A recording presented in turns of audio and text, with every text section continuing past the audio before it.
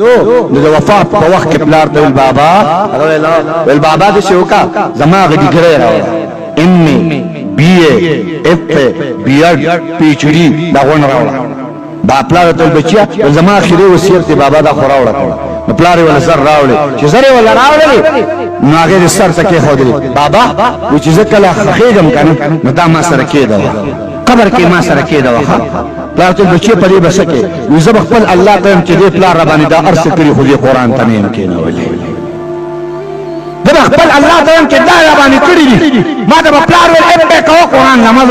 بي کو قران نماز پي دي کو قران نماز زما پلار ما ته دا خو دې بابا دا ما سره کپن کې کېده ته قیامت میدان شي بابا ستاب کوي زما بلا سي الله مخه ته ولا دې پلار رباني دې پلار قران ته کتل دې پلار الله کلام ته کتل چې الله قران